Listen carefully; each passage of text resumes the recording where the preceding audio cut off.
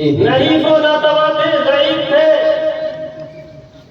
हज़रात, मैंने आपसे कहा था अल्लाह वालों के जिंदगियों से हमने सिर्फ करामात को उठा लिया और बंदर की तुम पकड़ ली, पीछे पीछे कूदते चले जा रहे हैं। बुजुर्गों ने हमें क्या तालीमात दी है, लोगों की क्या इस्लाह फरमाई है, ये हमने कभी नहीं सोचा।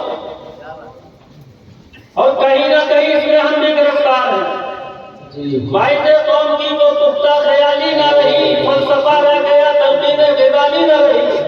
हज़रात, तबलीग के अंदाज बहुत हुआ करते हैं। तबलीग का तरीका एक ये भी है, जो आप यहाँ बैठे हैं उलमाए किराम से अच्छी अच्छी बातें सुनने के लिए आए हैं, और कभी खामोश ज़बान में भी तबलीग हुआ करती है। सुभान अल्लाह चाहिए। खामोश ज़बान में वो तबलीग होती है जिसका असर रहती जिंदगी तक रहा करता है। ये बात मैं आपको सुनाकर आपसे रुखसत हो जाऊंगा।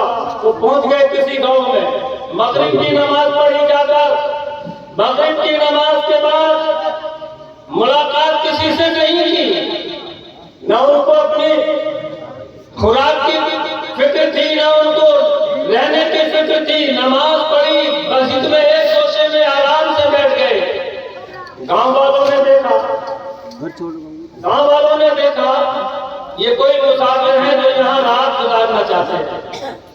हज़रात, गौर से सुनिए, नसीहत के अंदर गांव वालों ने सोचा ये कोई मुसाफिर है जो रात गुजारना चाहते हैं। बस एक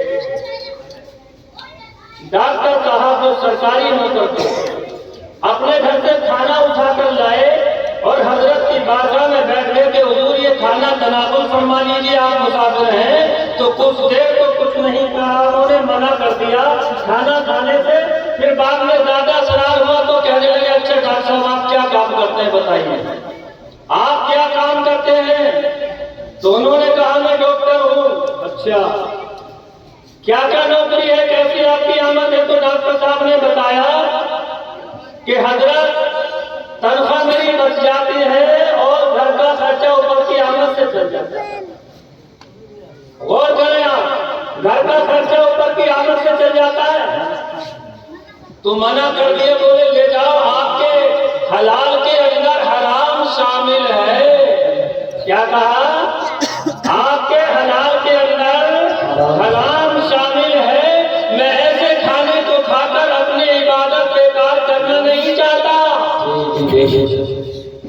हजरात, डॉक्टर साहब ने जब मना कर दिया, डॉक्टर साहब खुद ही जानते हैं कि इस अंदाज में अपने खाने को उठाकर वापस लाए होंगे, मगर खाना मायूस होकर वापस लेकर चले डॉक्टर साहब। हजरात, किसी ने पूछा क्या हुआ, अभी गए थे खाना लेकर? तो जवाब दिया कि मामला ऐसे है। तो हजरात एक वकील साहब उठे, उन्होंने भी जाकर असरार किया, खाने से मना कर दिया।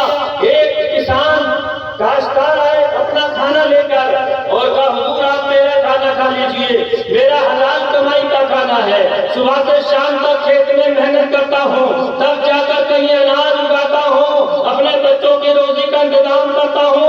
हजरात बड़े गौर से समाज फरमाए। हजरत ने फरमाया, अच्छा ये बताओ तुम काश्तकार हो?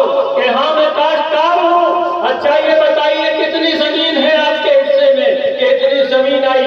यही पहलू है जो मैं उजागर करना चाहता हूँ, यही वो कड़वा सच है जो आपके सामने बयान करना चाहता हूँ। हजरात, उन्होंने कहा इतना बीघा जमीन है। भाई कितने हैं? इतने भाई हैं। बहनें कितनी हैं? इतनी बहनें हैं। तो उन्होंने फरमाया कितनी जमीन थी? बोले हम पांचों भाइयों ने आपस में तकसीम कर ली। आपने फरमाया बहनों का हिस्सा नहीं दिया। क्या बहनों का हिस्सा तुम्हारे बाप की मीरास में नहीं था? मेरे भाइयों कान खोल कर सुनो, ये वो कड़वा सच है जो हद से नीचे आज उतरने के लिए तैयार नहीं है। अल्लाह ने कुरान पाक में इजमाल में नहीं तफसील में बयान किया, हर एक का हक मुकर्रर किया है।